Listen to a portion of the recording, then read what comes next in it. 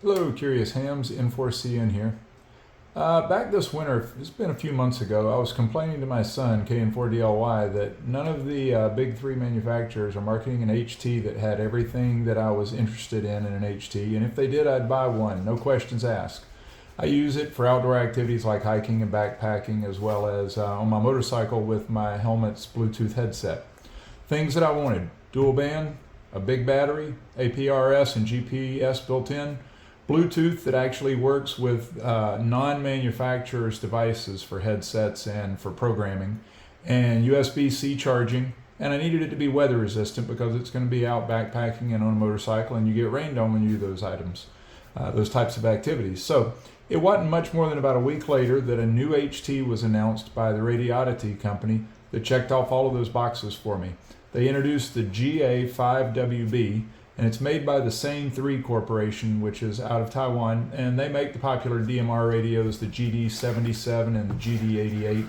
I like those. I own one of the GD77s, and I liked it, so I figured I'd like the build on this GA5WB as well.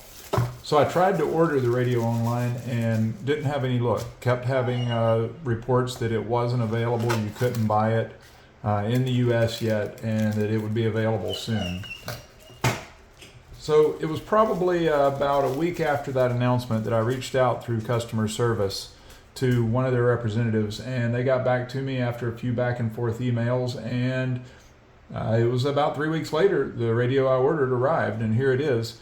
This is the new Radioddity GA-5WB, and a few things that I noticed about it. Number one, long time to get here, sparse tracking until it hit the Atlanta UPS hub.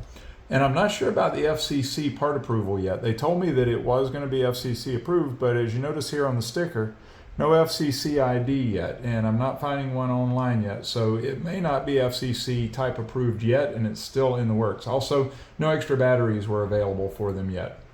So a couple of the things that I've noticed here on this radio that, and it's in their marketing information as well, so this is nothing groundbreaking, but it's got wireless programming.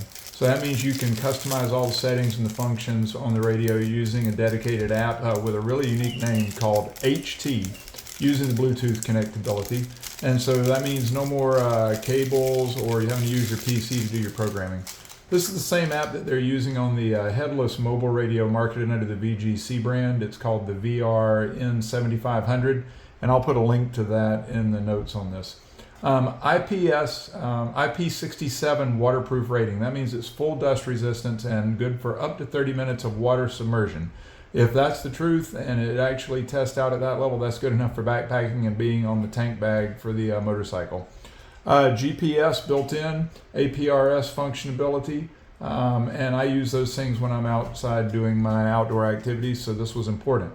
And I should have said at the beginning, I have another radio manufactured by one of the big three that had a lot of the functionality that I was looking for in it, but it didn't tick off all the boxes, and it had really abysmal battery life. It was terrible, and you couldn't charge it any way other than on the desk cradle or with an AC adapter. So that just made it useless for me when I was out on the trail, and it had almost impossible Bluetooth connectability. So it just wasn't doing the job for me, and it got traded off recently. That's what brought this one into play. So GPS and APRS built in, 2600 milliamp hour battery. I think that was visible a minute ago whenever I was opening things up and putting them on. 2600 milliamp hour battery. So this one should be good for a while. That's pretty beefy. And also you notice USB charging on the back of it. There's some native USB charging, which means I can power it on the motorcycle off the auxiliary power port, or I can charge it up in the field off of a battery bank. Bluetooth connectability, I reached out to them a number of times with some questions first, and they said Bluetooth was guaranteed to work with the protocol on my motorcycle's Bluetooth headset, so we'll see. And let's see what else here. I'll follow up pretty soon with a follow-up, letting you know how APRS and Bluetooth setup went, as well as the app, the HT app for programming. And we'll do a power test and check the signal purity for spurs and that sort of thing. And just a general usability report. So check back with me in a few weeks. N4CN 73.